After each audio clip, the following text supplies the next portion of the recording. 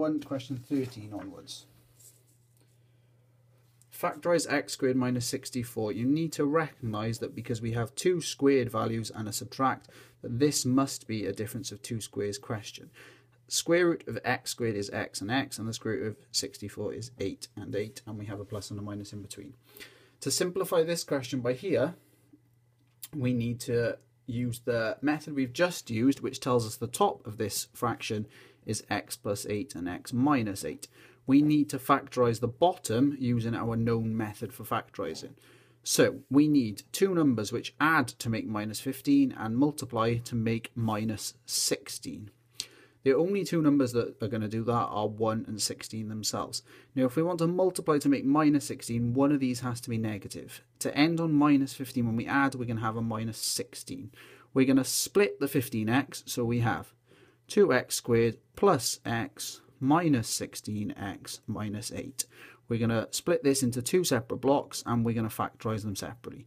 All that's common in here is x, and we're going to get 2x plus 1 in the bracket. Keep the minus sign the same there.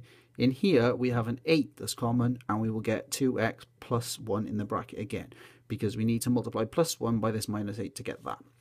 That gives us 2x plus 1 and x minus 8 as our two brackets.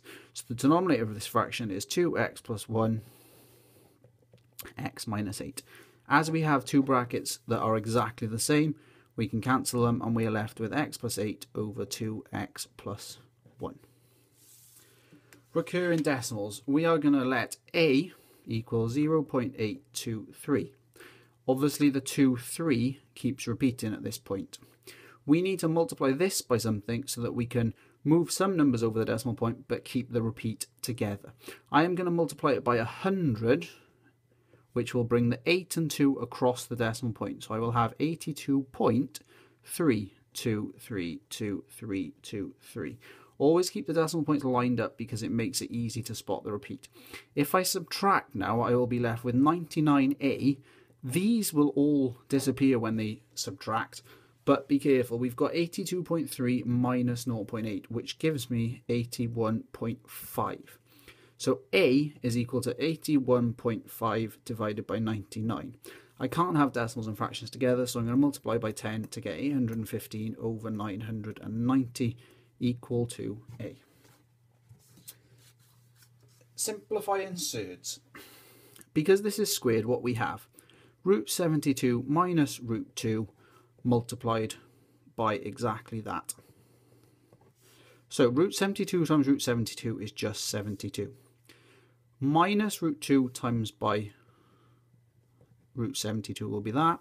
We'll get the exact same from those two multiplied together. And then minus root 2 times minus root 2 will give me plus 2. Straight away I can add those two together and get 74, and I have minus 2 lots of root 2 root 72. I now need to break this fraction down. Root 72 will be made from root 2 times root 36, because 236 makes 72. Root 36 is good because I know it's 6. Having two root 2's together is also good because I can change them to be 2. So this becomes 74 minus this 2 times by those 2, which makes 2, times by that 6 there as well. So this becomes 74 minus 2 times 2 is 4, times 6 is 24, 74 minus 24, so that simplifies completely to just 50. And the last question, last but one question, rules of indices. I need to know that the minus sign means it's 1 over this exact thing with a positive indice. Also need to know that the power half stands for square root, so this equals 1 over 9. Again, need to recognise the rules of indices here, that this means 125 squared with the cube root outside.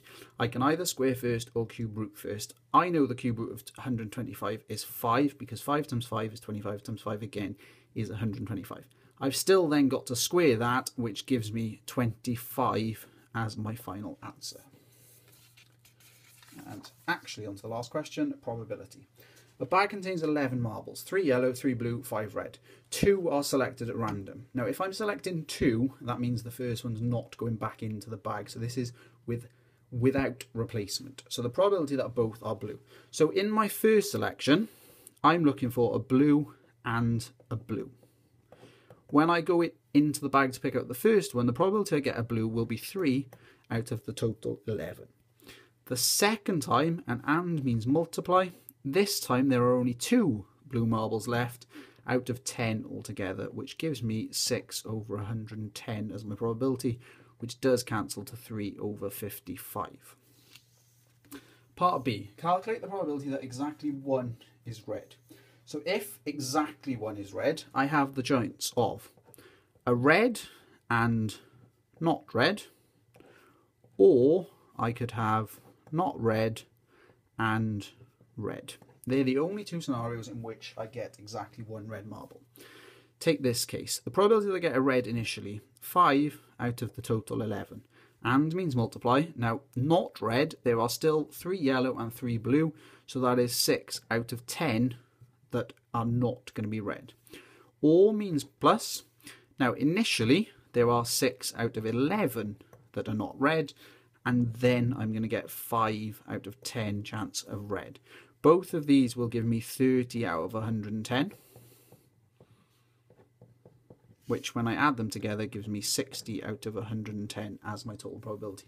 That simplifies to 6 over 11, but 60 over 110 would be acceptable.